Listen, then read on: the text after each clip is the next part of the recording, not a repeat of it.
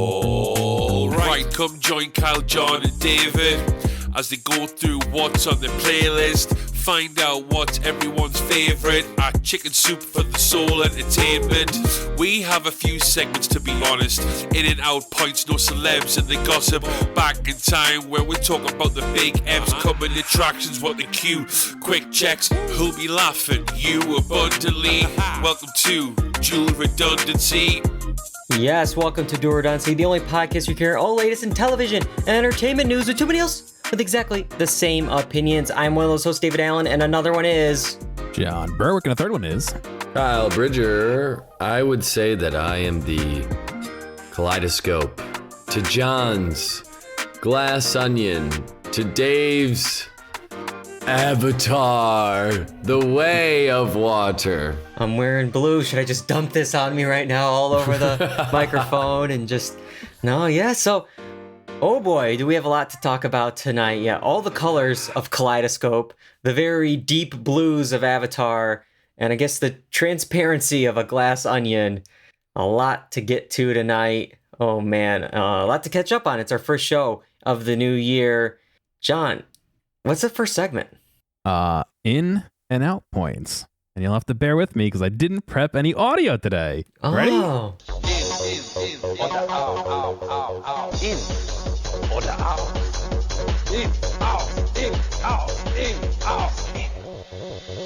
Oops. Yeah, John, you can't have those kind of mistakes on a Christopher Nolan project. And that is our first in and out point tonight here.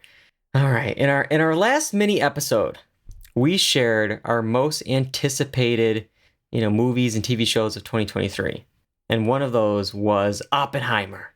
We're getting excited for the Oppenheimer movie in July, the latest Chris Nolan film here. And there's a bunch of articles already coming out giving us some more details about the big film.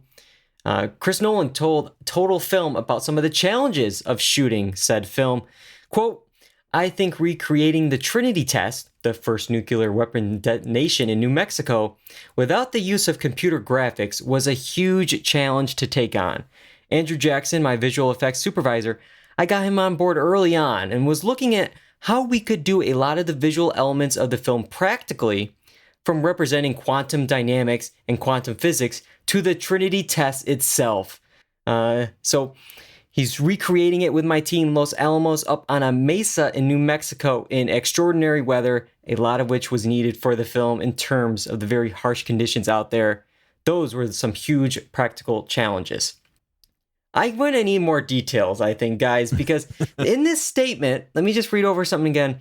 I think the Trinity test, the first nuclear weapon detonation in New Mexico, without the use of computer graphics was a huge challenge.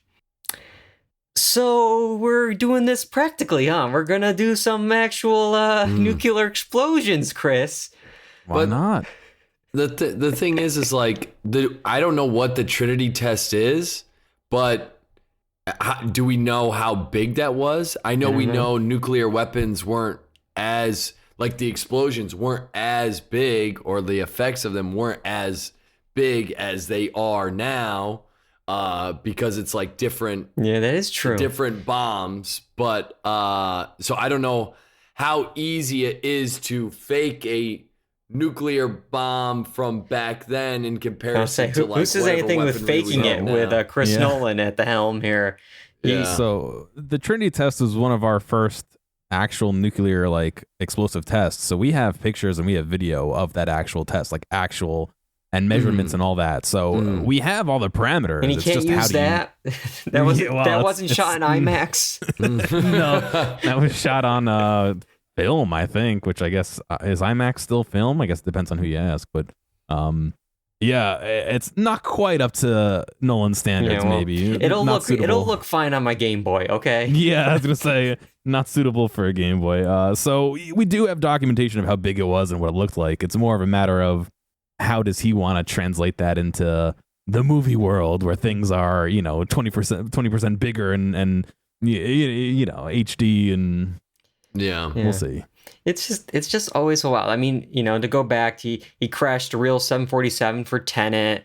He flipped over a tractor trailer for The Dark Knight. It's like, Yeah, of course the joke was when he, announced Oppenheimer. It's like, oh, is he going to start, detonating bombs? It's like, oh, it looks like he is. He's in some way or another.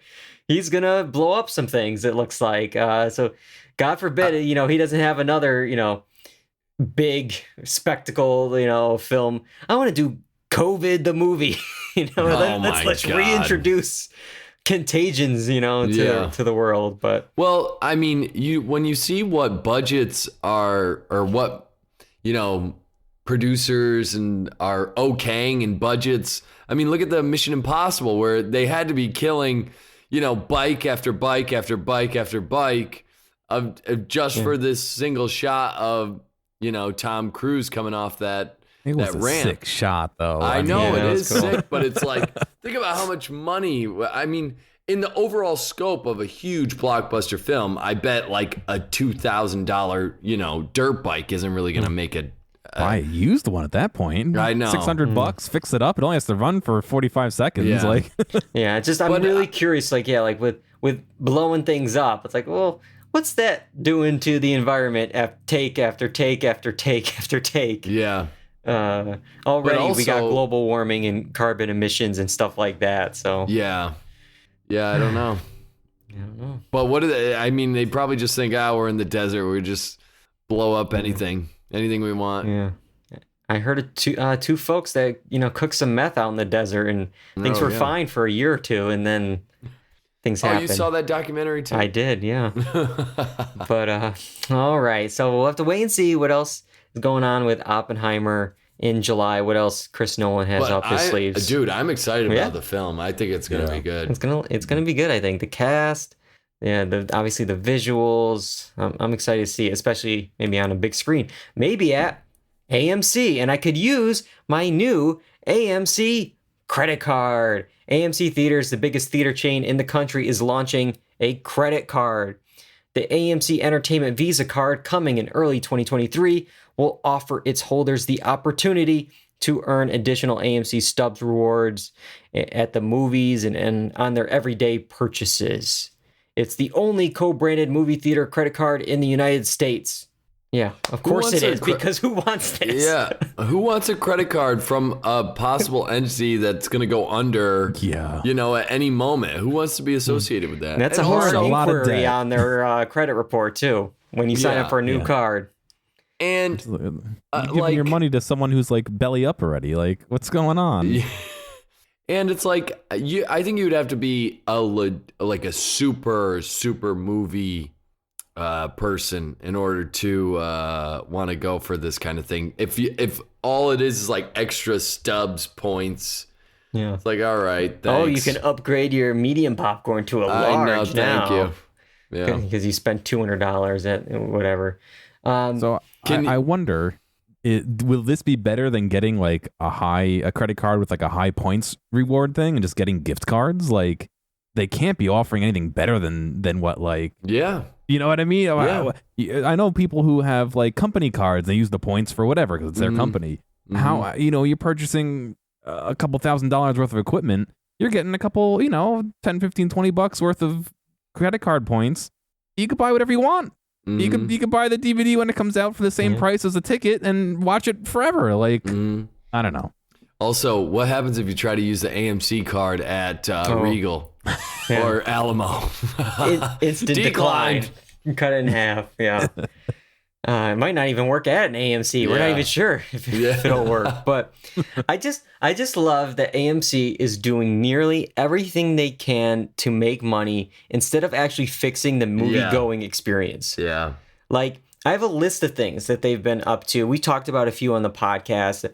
They pretty much embraced the whole status of being a meme stock. They invested in some Nevada-based gold and silver mining company. They're selling popcorns in shopping malls. And we discussed a few weeks ago the partnering with Zoom to have these work meetings in the theaters. But we saw. I'm kind of jumping ahead a little bit here, but this kind of goes with the whole movie-going experience. We saw Avatar 2 at an AMC theater. All three of us together here. That's a 3-hour and 12-minute movie. Instead of going right to the movie that we paid to see, we sat through 30 minutes of trailers. Yeah.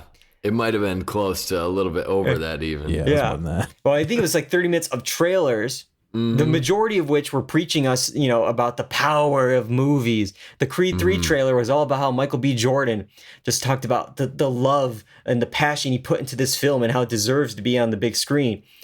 And then after that, you get the rules of AMC Theaters, prepare to enter the IMAX zone with all the countdown stuff. Put your glasses on now. Yeah. And then that Nicole Kidman heartbreak feels good in a place like this ad. Dude, I think that should be one of the rewards you get for the credit card. You use so many points and you get Nicole Kidman coming in. Oh, well, that'd be pretty good. Yeah, sit next to you at AMC. But this is an ad at an AMC theater for AMC theaters. We're already watching a movie inside AMC. Yeah. This would be like if you're going to McDonald's and you get to the counter and they're like, before we can take your order, watch this. And on the kiosk, they show you a McDonald's ad. It's like, yeah, I'm already here. I'm going to get this food. I'm watching this movie.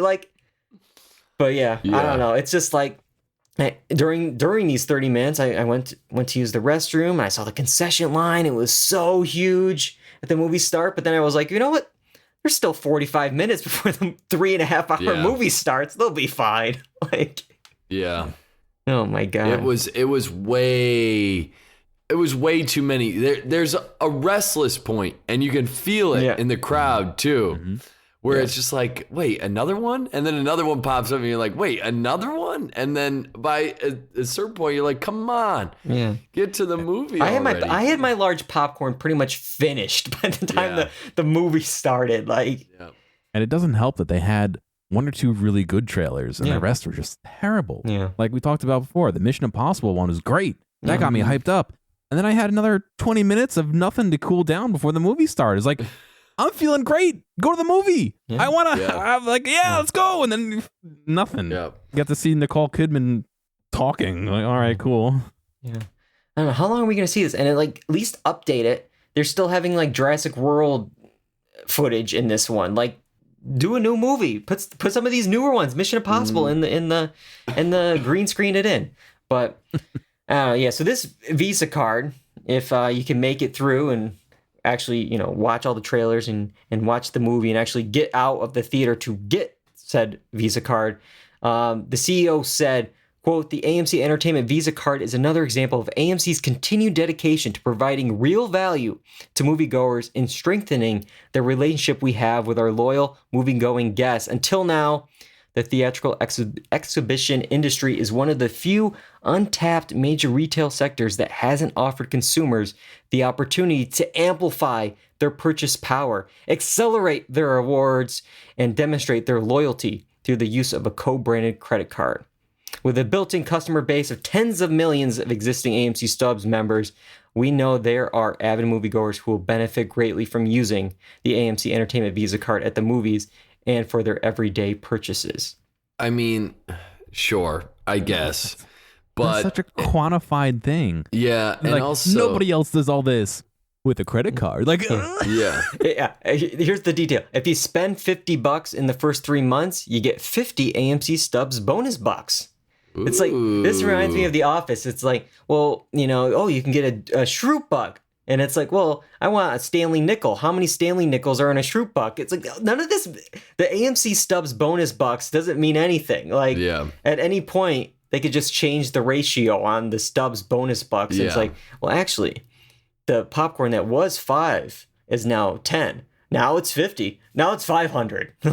Or just end the program. Yeah, that too. That's what I'm worried about is all these people buying in and then they just absolutely tank. Which, I mean, the writing seems to be on the wall if this company is trying to maximize their revenue in just the strangest of ways. Yeah. It's just like, okay. I feel like... Oh, good, Kyle. No, I was just going to say, I mean, it's not unique to places like that. I mean, like Kohl's and all these shopping places have their own cards, but it's just like, if you have to go to this route to get your money, it shows how bad it is. Yeah. Yeah, well, people are desperate for money. They'll do anything they can. And, our final out point is about, we might have talked about it in the past, but since it is a billion-dollar industry, or at least possibly a billion-dollar industry, it bears repeating. Virtual product placement, or VPP, it could be set to become big business for entertainment companies, and according to a new report from an insights firm, Radical, companies stand to earn $6.6 billion annually on just pre-existing legacy titles using virtual product placement. So virtual product placement, it sees kind of paid for products and brands placed into shots in post-production, effectively an alternate to traditional advertising. They could alter anything after the fact in new shows, in old shows, in that billboard in the background, that product in someone's hand. They can completely add in more products and ads to stuff just in post. Man, this seems like it's opening a can of worms, and I'll explain it a little bit. But is that it? Well, I mean, I was just going to say, like, it's been around actually for a while. It hasn't really taken off yet, but Radical crunched some numbers and found that companies like CBS's owner, Paramount, would be estimated to make the most of any of the companies here, with $412 million annually just by using this virtual product placement in legacy titles. And they found that it's because research shows that genre shows as like sitcoms and procedurals are better suited to include this integration than like a sci-fi or fantasy show, which makes sense. Okay. Yeah. Paramount's deep library of cop shows, is easy to add this stuff in instead of like Star Trek. You can't really add in, the M&Ms in the background of that. But yeah, Kyle, your thoughts on this? Well, to me, I think if you're a creator, shouldn't you be shouldn't you have say about what's going into your whatever you've created? I mean, if I was a director or writer, I would want to know, what's going into the thing I created. It seems like it's opening a big can of worms there. Is it just the producers and the companies that have final say over this, or do creatives have any say? The second thing I'm thinking of is if it's like a green screen thing, right? We have a bag of whatever on the table, and it could be swapped out for M&Ms, or how long does that agreement last? Can 10 years from now, when Seinfeld is still running, can now M&M's competitor now come in and be placed in that? It's like, because when I was working in like commercials, it would be like this thing holds a conflict. Like if you want M&Ms, you can't do, another candy bar. Or if you're doing McDonald's, you can't do Burger King. So when does that run out? Like Reese's Pieces in E.T. Like, you can't now retroactively add in M&Ms. Like, that was a big thing for them, that big get in the 80s. Mm-hmm. It's like, oh, well, it's been 40 years. We're going to upgrade it to M&M's peanut butter or something, Yeah, but we have a joke here. We have Pizza Hut in the background of Seinfeld, but if you have Pizza Hut in the shot, is Pizza Hut negotiating for that scene? Is Pizza Hut negotiating and saying you can't have Papa John's in the side? Like, where how does this happen? How does this work out? It's just there's gonna be so many extra like versions that they're gonna have to create. Maybe if you have a certain version on a streaming service, or maybe like a digital library, like a iTunes or whatever version of that is now, maybe it's like, oh, we're going to take that one off now. Now you don't have it. We're going to give you this one now because this now goes with our licensing agreement for Papa John's instead of Pizza Hut. Yeah. Sorry, John, go ahead. No, it's all good. One of the things I'm thinking about is you're watching Seinfeld, and we have a joke about the MacBook there. Like, are you going to keep things period correct? Are you always going to have the classic, Pepsi can? Is it going to be the old logo, or are you going to do their new logo that came out last year? And you're like, that doesn't look right. Yeah. Are you going to match the film grain, the texture, the lighting, because branding is very important. Like, it's like, they'd rather have their new logo than their old logo, for brand awareness. And I have a still from like Stranger Things. It's like, they have Coke here, but it's like, maybe we'll switch it out to make it be Pepsi. It's like, we'll switch out brands, and it could affect, like, maybe a character is known, Kel loves orange soda, and it's like, well, let's change that now. It's like you're taking character traits or, favorites of whatever. It just, I think, yeah, as you mentioned, Kyle, it's going to piss a lot of folks off. It's like the creators already are mad, with like Netflix for they're not seeing any of the money that they're now placing ads on their shows that initially didn't have ads and ad breaks. Now it's like, oh wait, I'm not going to get any of this money either. Now you're tampering with my show. You're cutting things around. You're making this obvious thing I'm holding in my hand now when it was more subtle in the beginning. It makes money, but it's going to piss a lot of people off. Yeah, it just to me, I mean, when we eventually see this strike that's about to happen, there's so many avenues where revenue is coming in, and it feels like the creators and the actors and the people involved with the program are not making any money, but yet the companies are making loads of cash. So the company, in terms of Netflix, now making money off ads when they originally didn't have it. They're making subscriber money, and granted, they're letting the cash flow like crazy, but it's hard to cry poverty when you are maximizing all of these revenue streams and then giving very little back to, the people that are working on the project or canceling these shows. Yeah, and that's a whole other conversation, all these massive cancellations that's been going on that Netflix has been a part of as well. And I think this is a good way to segue into seeing what is actually going on at Netflix here with What the Q. What the is going on? All right, so what we'll do this week is we're going to check in on some top 10s, and then we'll talk about one specific show in this top 10 list here. Let's see here. So I'll go 10 to 1, and we'll see if anything's jumping out at us in the top 10 TV shows as of right now. Number 10, The Recruit. 9, Emily in Paris. 8, it's Love Island again. 7, Woman of the Dead, I believe. 6, Madoff. 5, Wednesday still. 4, New Amsterdam. 3, The Walking Dead. 2, Kaleidoscope. And 1, Ginny and Georgia. Anything in that top 10 jumping out to you, Kyle? Well, it just always amazes me how much people love watching hot, trashy TV, and Love Island is always up there, dude. A month or two ago, it was in the top 10, and here we go. Or no, that was too hot to handle, or whatever. Yeah, it's all the same stuff, I swear. But it's all the same idea. Emily in Paris, it's like the Oreos of entertainment, man. I think people know it's bad for you, and yet you still watch it. Did that get a new season? I think so. I think this is the one that's up here. Yeah. That's why it's trending? Okay. Probably. Yeah. I'm actually happy to see Kaleidoscope trending just because it's a little different. New Amsterdam is a funny, interesting one. And Wednesday, I mean, it's still up there, and it was a force to be reckoned with when it came out. So I'm not surprised. I have not heard of Ginny and Georgia or the one at number 7. I don't know what that number one. I don't know that either. Woman of the Dead. It looks like 1, 2, 3, 4, 5. About 7 of them are actually Netflix originals, which is good. It's not going to be the same when we talk about movies in a minute, but you got a lot of Netflix originals in the top 10. Good job, guys.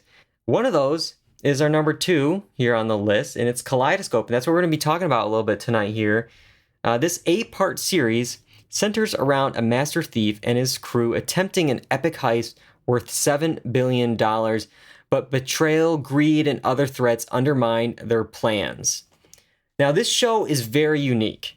It's being promoted by Netflix that it can be watched in any order. Now, each episode is labeled as a color, yellow, green, blue, etc., but white is intended to be the series finale, the last episode of the bunch. At least that's what everyone's been getting, and we all get a different episode order. And we'll talk about what we ended up watching, what episode orders we got, what we feel about the show, because this one's unique. Instead of us all watching the pilot of something, well, we all watched 1 or 2 episodes of this in a different order, and maybe have gotten different experiences, maybe have different reviews, because episodes could be better than others. So it's really going to be interesting here. I know for me, My list started with green and then yellow, and those are the two I watched. John, what did you end up watching? I watched blue and orange, but those weren't the first two suggested to me. Okay. And then Kyle, what did you end up watching?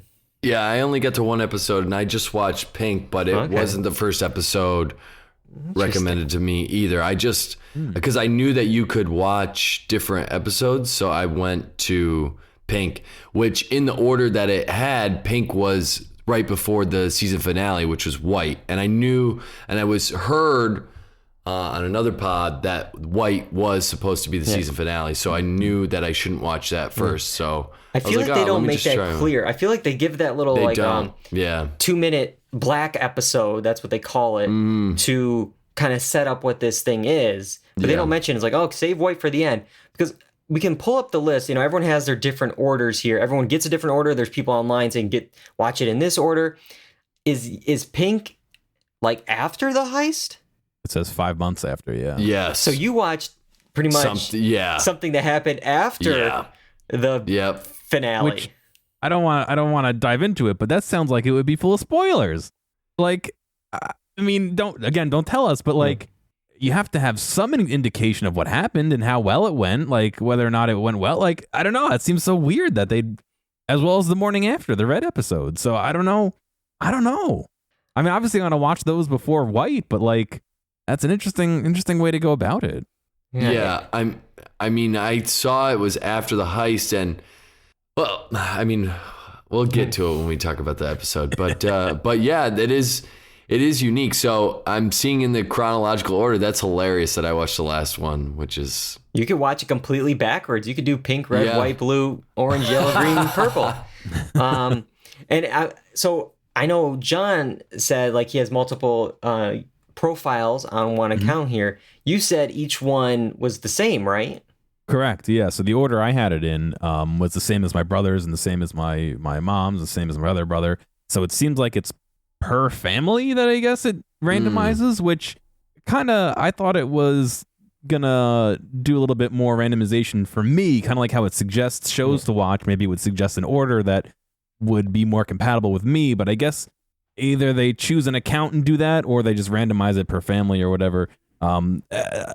Missed opportunity, I think. But on the flip side, if you're watching and like, you know, your brother starts watching it, it'd be cool to have the same order as them so you can kind of discuss it as you go. But at that point, you could also just watch with them, maybe. Like, I don't know. So, yeah, I don't know. It's an interesting choice, I guess.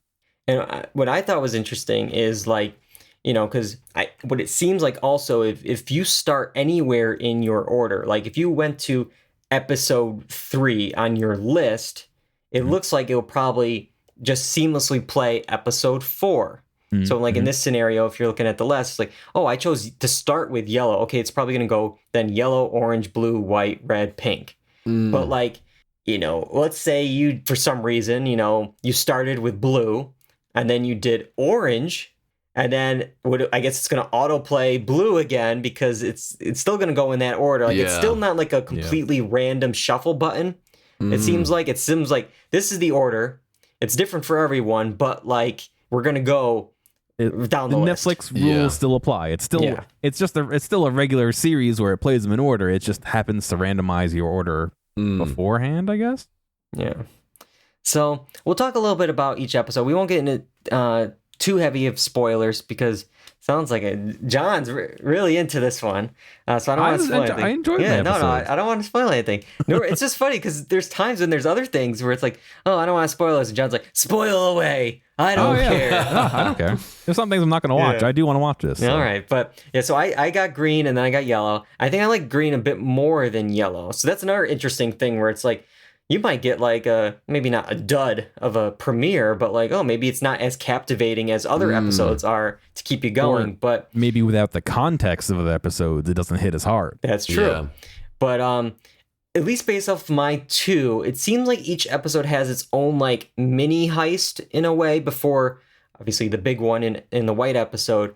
Like, you know, in the Green episode, they are in prison and well, they have to do a heist later. So will they or will they not get out of prison? So it's like a little maybe of a prison heist type episode. And at least from what I've seen of those 2 episodes, I like what they at least did with color in the episodes. Like the green episode, even if you forgot the name of it, you can remember because the prison outfit is green. The green lollipops they smuggled in, they're drinking Sprite. Like it's very specific, even though the green with the tan prison outfit, upstate woodsy New York is not the best choice if I was running a prison, but it works with the coloring of the show, which makes me interested because the original name of the show was called Jigsaw. It wasn't called Kaleidoscope. So it's like, did they already think of them doing this with color? Is any of the color added in post? Some color correction. But yeah, each episode seems to fade out to that. Not fade out. That color bleeds into the scene. Like I watched Orange, and there was a light in the background that just like saturated the scene at the end. And so I don't know. I feel like that would be pretty hard to plan, not plan ahead and still do that, unless maybe they reshot or maybe a couple things. And maybe it's like they're telling you, it's like this is the green episode, so you're just like watching, like picking up more green. On the green, So those were my episodes. Kyle, I guess what do you think of the pink? Months after the heist or whatever. I was a little lost a little bit, but I feel like they do a good job of giving you enough to where you feel like, oh, okay, I can kind of see what's going, the relationships. I think they still do a good job of connecting the relationships, and that's kind of that common thread, and helps you kind of stay with the story. And I think because I was after the heist, I was like, okay, so something happened here, something went wrong. Like I don't want to give too much away, but it's just like these characters are out of whack. I'm trying to pick up as many details as I can, but there is, I think, to go along with what you said, Dave, a little bit of a mini heist or a mini like jailbreak or like a mini like there's some kind of conflict happening within that episode that needs to be resolved in order for the other details to fit into place. And I think they do a good job of it sounds like they're going to do a good job of connecting them. And I liked some of the storylines that were involved. It's getting those other details involved that, I'm interested in it. Yeah. I'm interested. Well, yeah. And then I'll ask John's episodes in a second, but like one of the things that like worried me about like the structure of the story, like is like this specific structure that you can watch in any order, would it make the story or the overall plot suffer? Because it's like, well, you have to maybe make it a little bit more basic for it to be a puzzle like this. It's really hard to do an intricate, Chris Nolan type any order thing, make it all fit together in the end in any order. Because like, I like the green episode, but in the yellow episode, my second episode, I thought the dialogue was, especially when they were like talking with like the whole crew being together, almost felt like a B-movie heist, very stereotypical, like the lingo and just very like basic cable, vague. And then I won't get into too much of a specific spoiler, but there was this moment in the yellow episode where like one person is framed with a flash drive, and I figured, okay, it's X character, like that's just watching the show. I think it's definitely this person. It's the only person that knows that person. And then like the big reveal at the end of the episode is like we zoom in on that person's desk, and it's a packet of those flash drives, and one of them's missing, and it's like dun, dun, dun. It's like, yeah, I figured. It was the only, of course, like 1 + 1 is 2, like, so that's why I was like worried. And maybe that yellow episode left a little bit of a like basic ending after just watching those two, but maybe like it would have worked better later, or maybe if I knew other context of something else. So it's like, it's, I think it's one of those things where, in that moment, you might have been like, oh, yeah, duh. But maybe it has bigger implications later on. And like, it's hard to know without the full scope of it. And it's a great way to make people be like, all right, well, I watched this whole thing and I didn't like the connection. But guess what? I had to watch the whole thing in order to find out, you know? Yeah, they got you. John, what did you think of the 2 episodes you saw? I enjoyed them. Blue was 5 days before, and then I watched Orange, which was weeks before. They didn't really give it a concrete time frame on that one, but yeah, I thought they were interesting. Kind of showed 2 different point of views. One seemed to be more on the heister side, and one seemed to be more on the team trying to catch the heisters. But yeah, I enjoyed it. I think my biggest concern is I'm gonna watch it, and it's gonna be all these different point of views and different time frames, and then at the end I'm going to be like, no, I probably would have been better in order. You know, that's my biggest concern. But I enjoyed what I've seen so far, and I want to watch more, and maybe it warrants rewatching it in a different order just to kind of see things unfold a different way and catch what you missed the first run through because it's fragmented. And I think when we originally discussed this a couple weeks ago or a couple months ago, I was kind of hoping it would be almost like, you know, here's the 5 hours of the heist, and each episode follows a different person, and so you'd have overlap, but you'd see each piece of the puzzle pop in from a different area, from different perspective, almost like what we're going to get.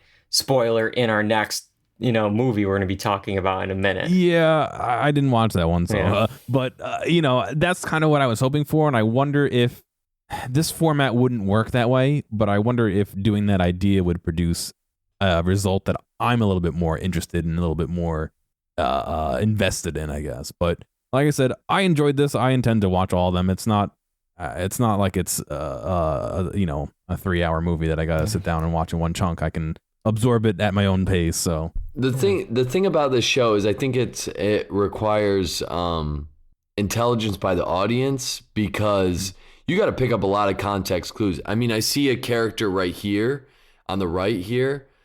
She shows up for about 5 seconds in the Pink episode. No idea who she is. Interesting, but I know she's like the star of the Yellow episode. So yeah. I know that she is like a part of this one character's life in a meaningful way, but I'm like, I have no idea who this person is at all. I mean, I could pick it up based on the context clues, but you got to trust that your audience is able to go there. I mean, I'm just thinking about people that I interact with on a daily basis. Are they able to do that? You know what I mean? I know what you mean. Well, What's Up, Nikki said Kaleidoscope has good pacing and manages to get in a lot of exposition without feeling too clunky. So yeah. Other people are liking it as well. Maybe I'll keep going with it. Maybe it's just the order I watched it in. Maybe I just need to try a different color, try a different episode here to get me back into it. Maybe we need a group quick check when we're all done. Yeah, that could be good. That could be good. Before we leave Netflix, I do want to just look at the movies real quick because this is an interesting group. I'll go 10 to 1 again. 10 is looks like Transformers: Dark of the Moon. Barbershop 2, The Longest Yard, possibly it looks like the remake with Chris Rock there. 7 is Grease. 6 is 10 Minutes Gone. And then we got 5, Trolls. 4, King Kong. 3, Life. 2, Glass Onion, we'll talk about it in a minute. And 1, The Pale Blue Eye. Now, hang on, before we start, isn't DreamWorks associated with Universal? It is. So yeah, why is it on Netflix and not on Peacock? Great question. That makes no sense. Half of these movies, not even half, 80% of these movies are not Netflix movies. King Kong is Universal, yeah? I believe so. I mean, I think Transformers is Paramount, I think. Like, none of these, except for the first 2 films, are Netflix films. And that's kind of almost like one of my, jabs here a bit here, because, Glass Onion is still there. That's great. But it's missing this Noah Baumbach $100 million movie starring Adam Driver and Greta Gerwig that dropped just a week ago.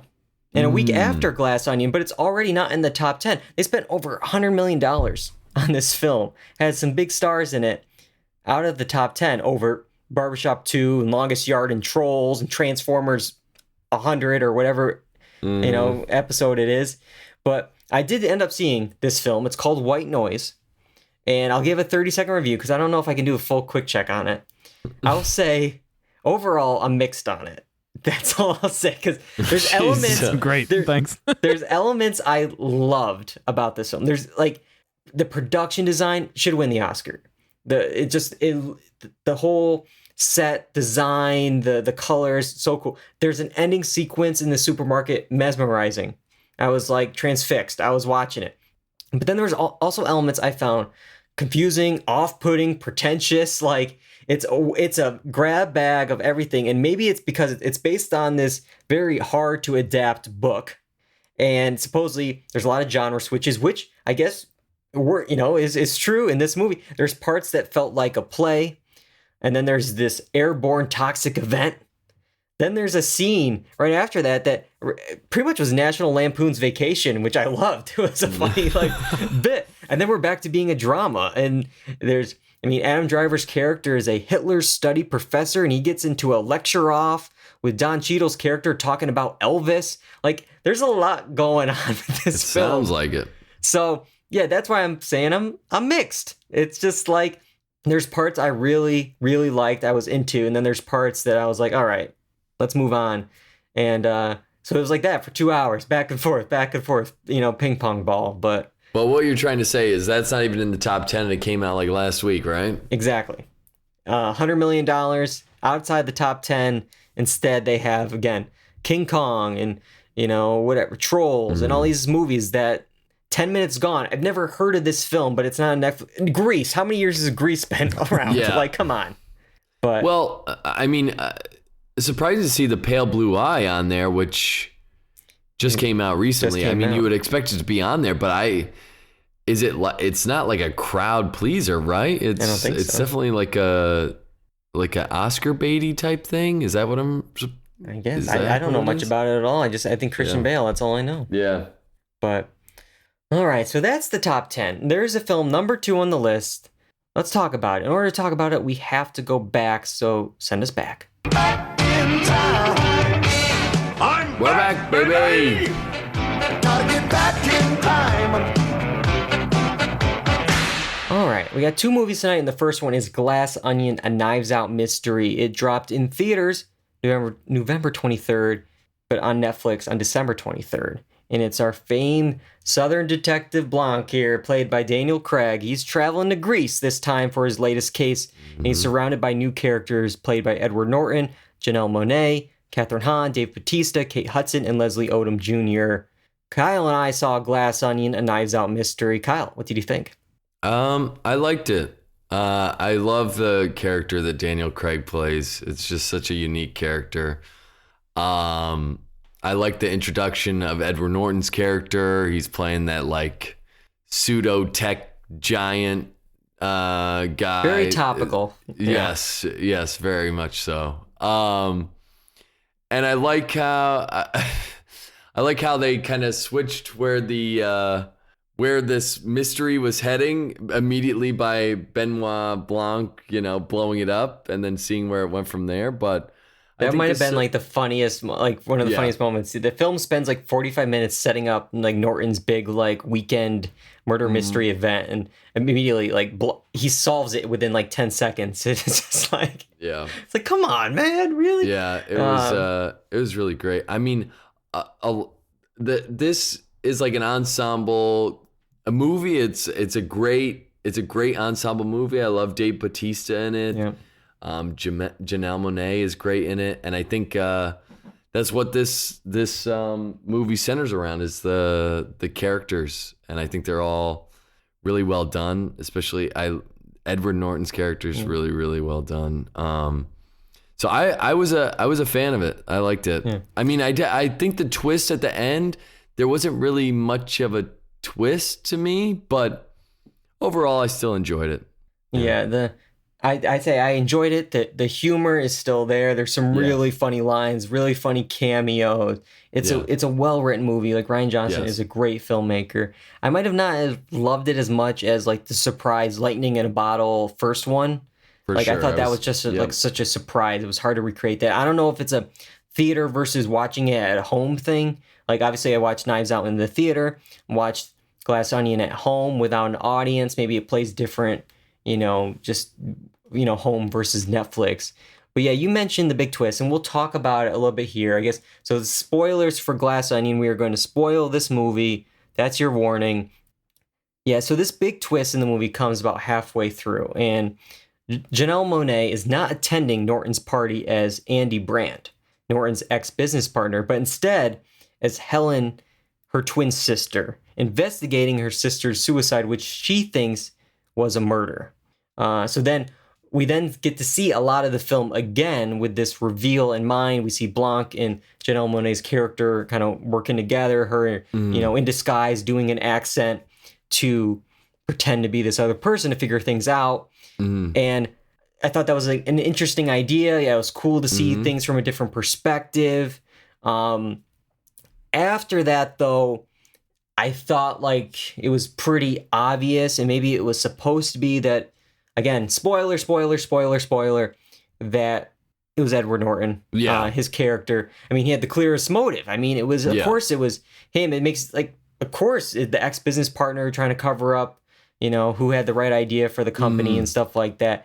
But it's like, but yeah, I mean, it sounds like you got it too. And like, is that the point? Like, I saw this, post about it, like a glass onion. I mean, it's a reference to the Beatles song, which is about people over-analyzing Beatles lyrics. And it's like, well, if you keep peeling off the layers of a glass onion, well, you'll see that it was just transparent all along. Like it was see-through. So maybe that was the whole part. Like this time around, it wasn't like this big reveal that it was X, like the first movie was. But, it's like, it's a different kind of mystery. Maybe I was just expecting, and I should have expected the unexpected, I guess, Yeah, I mean, I guess sometimes it's the culprit that you suspect, I guess, all along. And I guess what's the Dwight line where it's like, well, I think this person is the most obvious, so it's not that person. It's not the person I least suspect, so it's probably the person I medium suspect is the killer, So. Yeah. But, I still enjoyed it. But funny, I'm going to go back to what you said earlier. I watched Knives Out at home as well as Glass Onion, and I still like Knives Out a little bit better than Glass Onion. So I don't think it's a theatrical experience. But I will say something about this movie is like it's very different than all the Marvel stuff that we've been getting and all that. So not that I hate Marvel, but it's just a basic like it's original story, it's creative, with a twist and like building on an ensemble cast that isn't in superhero outfits. It's and you don't need to see 300 other movies to you can get right into this. So I really liked it, and I think with the popularity, I think we're seeing people crave this type of movie more so. I mean, we know Netflix could have made a killing off this in theaters, but we talked about it, and there's a third movie to come at some point. It's part of this $469 million Netflix deal they made for 2 films back in 2021. Twitter's having a lot of fun seeing, who's going to join this one. It's kind of like the White Lotus of these movies. Like, who's going to be in the next one here? I saw a lot of people saying like the Muppets, which would be awesome if it was just like Daniel Craig and like, the Muppets or, and then I saw this thing with Ryan Johnson saying initially Daniel Craig was supposed to have like a different accent in each film and just not explain it. So like he had the Southern accent in the first film, and maybe like he would have a French accent in the second film, and just like just as like a joke. But just 2 quick points I just want to like mention real quick. One, we have this group in this film, this ensemble in the second film. One thing that took me out of it, this group would never, ever, ever be friends. Like, sure, they set it up that they were hanging at like this bar in their early 20s or 30s, but like, I just never bought it that like they're all just so different. Yeah. Like, model Kate Hudson with the video gamer men's right activist Dave Bautista. It's like, no, like I know what you're trying to do here, but it's just, it's not working. And then the other thing, which I thought was an interesting choice, was this film is set in 2020, like during the pandemic. So it like instantly dates the film. COVID is here in this world. they do have this great joke through this cameo that Ethan Hawke does, and or it's like he comes in and pretty much like they lower their mask, they shoot like this little gun, and I'm assuming it's like he's super rich, he has the vaccine, he can give it to all of his friends when they go to this island, and then there's no more masks for the rest of the film. But it's just like, oh, this is like a choice for the first 20-30 minutes. It's COVID and masks, and it's like, nope, no more. It's just, but just an interesting choice. But yeah, so that is Glass Onion. I'm sure we'll check out whatever the third one is, in 2-3 years. But we have another film that we've been waiting on for God knows how long. Boy, we got a lot to talk about. Let's dive into it. Dive into the water. Avatar: The Way of Water. Jake Sully lives with his newfound family formed on the extrasolar moon Pandora. And once a familiar threat returns to finish what was previously started, Jake must work with the Na'vi race to protect their home. All right, we all saw Avatar: The Way of Water all together on a do or done see field trip. John, start me off. What did you think of the 3-hour film? Sure, I've got some mixed opinions. I thought for the most part it looked great. You can tell that they're pushing technology to the max. The Way of Water, there's a ton of water that isn't cheap to render. And to make it look good and all that, including underwater, above water, wave simulations, that all is huge technologically processing, and it looked great. But I think that's kind of where my praises might end on this one. The story ended up kind of being a neutral, like net no gain. Like what he learned to swim, yay! Like that's it. That's the whole movie. Like. We'll discuss more, but obviously some spoilers. The guy they were trying to kill didn't die. They kind of only sort of escaped the danger, but not really. That's it. There's nothing else that happens. And that's really it. That's really it. Like why it didn't need to be 3 hours. That's the last point I had. This could have been edited down to probably an hour 45. And had the same effect and tell the same story and look just as good, and we wouldn't have to, hold our pee for an hour and a half. Yeah, this is a 3-hour movie, and I think we said it like the second hour was very unnecessary, and I'll get to what we could cut out and stuff like that. But I do want to talk a little bit about the visual effects. Because for me, 3D can be hit or miss. When I wasn't focusing on like wearing the glasses and such like, I just zoned out. I found it like very like impressive. Like it all clicked, it all worked. I thought like the thing that worked the best with like was depth. Like you saw the little particles and stuff like that. At least for me, like that's just what clicked with me. Can I hop in real quick? I think the depth was the part I hated the most. Interesting. Because I wanted to focus on things, and it pushes your focus, and it not ambient occlusion. The depth stuff gets out of focus, and that ended up actually giving me a headache. So yeah, like I had to like zone out. I almost had to like cross the eyes, and like then I could like see the thing. Other times it was distracting to me. But when I left and got on the subway, I had a massive headache after it was over. The thing I had the worst thing about was the motion of like the action. I mean, we watched it on one of the best screens in the country. Like, it's the AMC Lincoln Square IMAX 3D. It's the only true IMAX in New York City, one of the best screens. And I felt like still, like, the action, like, it was like this motion smoothing, choppiness. I guess it was some frame rate thing, John. Like, but it was only some sequences. Like, I noticed it most, like, with the animals flapping their wings. Like, it wasn't all the time with the action. Yeah, so I think from what I gathered reading a couple of things online and from seeing it is they filmed this at a higher frame rate, but played it back at a lower frame rate, I guess by dropping frames, which is normal. But because of that, the motion blur was different than it would have been if you had just filmed it at the frame rate you intended. And because of that, they added motion blur to certain things, I believe, and that just made things look wrong. And it kind of not hurt, but like it made your brain go a little bit. There was only some sequences. It wasn't all of them. Yeah, well, there's only some sequences, and it was like almost like a mixed.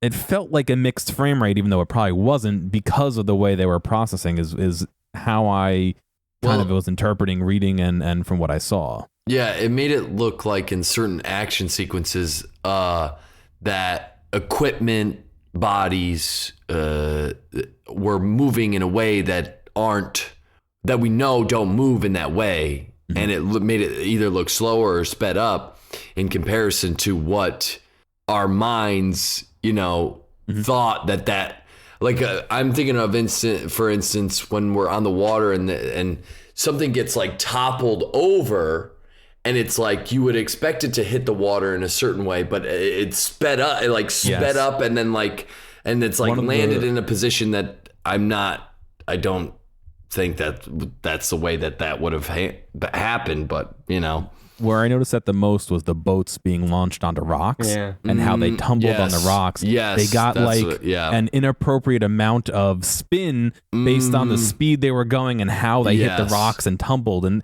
that exactly. Definitely that was where I noticed it the most, was the action scenes where that's what I was saying, they were doing like physics sims almost, which I know I said the water looked great, but this is a different physics sim. I mean, there's no doubt this thing looks really cool. It looks like I'm watching a really, really cool video game. And because the frame rate is so fast,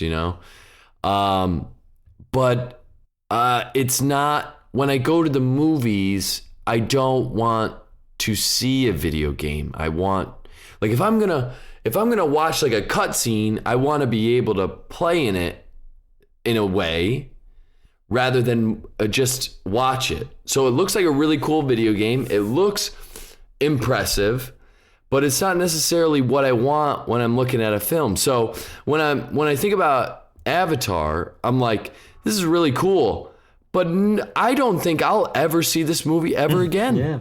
I don't think I'll ever watch this movie ever again. Like on my own here, like it just... The story. I only saw the first one in theaters once. Yeah, I'm probably me too. only going to see this one in theaters once, and because it's the story, just like you guys, the story leaves a lot to be desired. It's not going to play on TV, and I think we could really talk about the story. I mean, to boil it down, the plot is so similar to the first. I mean, Jake has to defend the home of Pandora in a way from the same threat of Stephen Lang's character, since he survived, I guess, the first one. And guess what? I guess for part 3, he survived this one. So it's like, what are we going to keep doing this over and over again? Like, and it almost feels like it's like less stakes than the first one, because the first one, it was like, okay, we're going to take over Pandora, like this huge military invasion over Pandora. This one, it was just like, okay, it's a smaller group of these military people coming to just get Jake. That was the mission this time. Get Jake. So it's like, it's even smaller stakes than the first movie, which is weird. And I'll say it still. I think the characters is some of the weak stuff of this movie. Jake is a boring lead, and I'm having a hard time connecting with most of these characters. Because, I mean, outside of Jake, I don't even know their names. Like, I've seen 6 hours at this point of these characters. I don't know their names. And Zoe Saldana has nothing to do in this movie. From an acting standpoint. And then here's the thing I was laughing about, and I sent it to you guys. I saw an article after the fact of this film and how Kate Winslet broke some breath-holding record in some swimming sequence, and I was like, Kate Winslet was in this movie? Okay. Sure, I guess she was in it. I still don't know what character she was. Yeah. It's just... So it's like, the adult characters I have issues with. The kids, I don't, anytime, like, like the prestige dramas, Homeland or whatever, when they like focus on the kids, it's always like the worst stuff. And I felt like this too. That's the second hour of the movie where it was like so much of like the kids being bullied and one of them befriending the whale creature. And it's like, bring back the military guys. At least, that's a stronger story, at least, than this detour. Like the accents too for the kids. Yeah, that was a weird one. Where they changed accents. Yeah, I brought up this point after the movie. Is like, wait, usually you have an accent from, you've learned it through childhood in some way. All the kids had different accents and whatever. I'm like, this doesn't make any sense.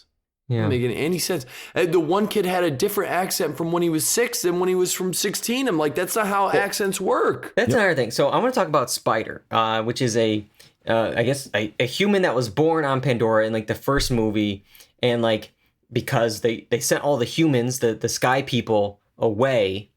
They couldn't send him because he was so young and he couldn't do the space travel as a baby. So he's stayed around, and we get this one scene, and then we jump a year later, and to me it looked like he aged like 7 years. I'm like, maybe time is different on Pandora. Maybe puberty's stronger in space. I don't know, but like this kid like grew like 10 years in that time period.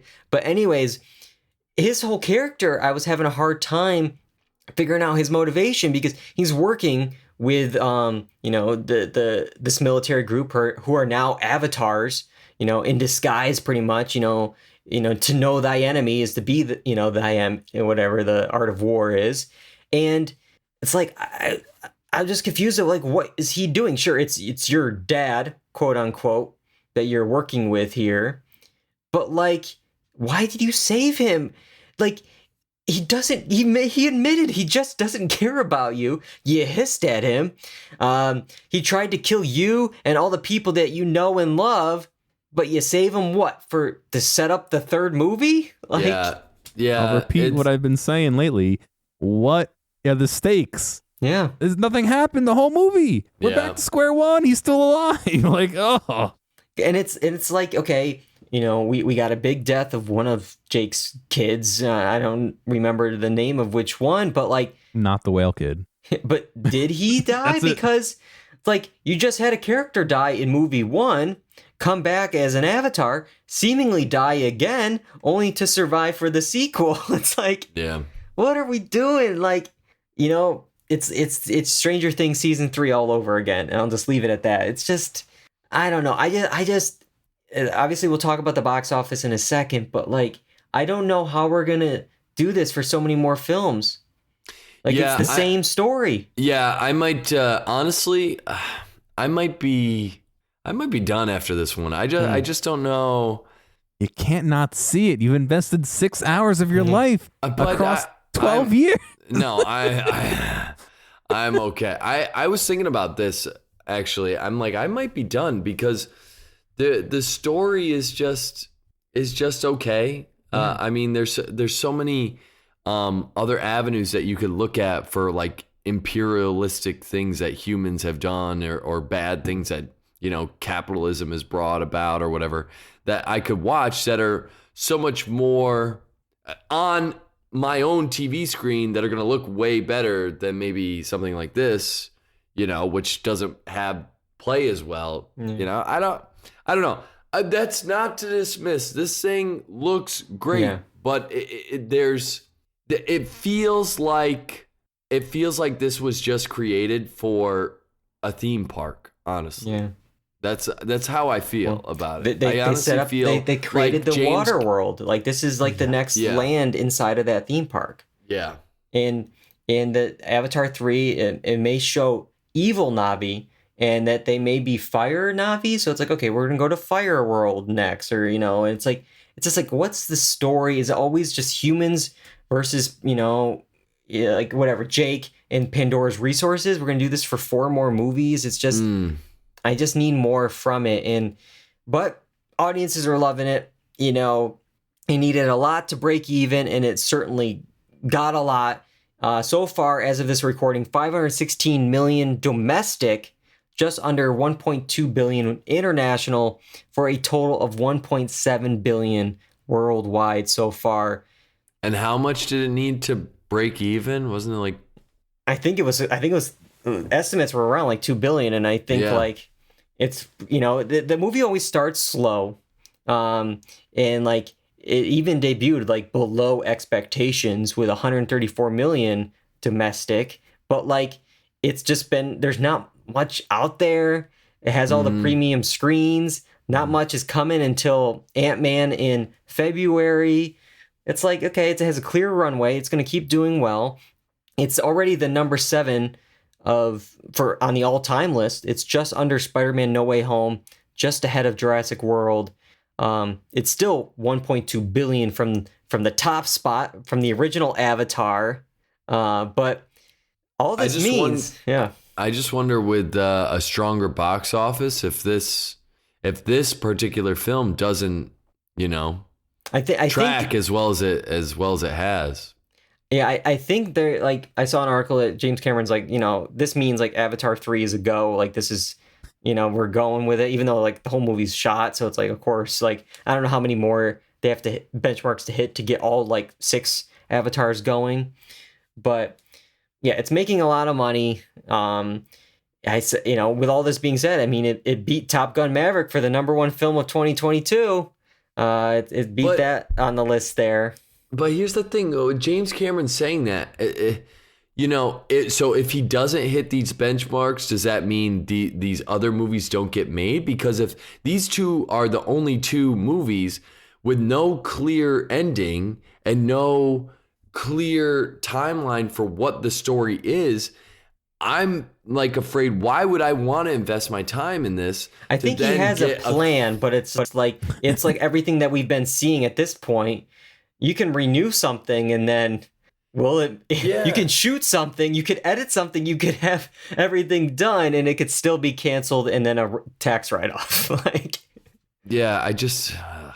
don't know. I would hate to invest all that time and then not see an actual end to the world that he's created.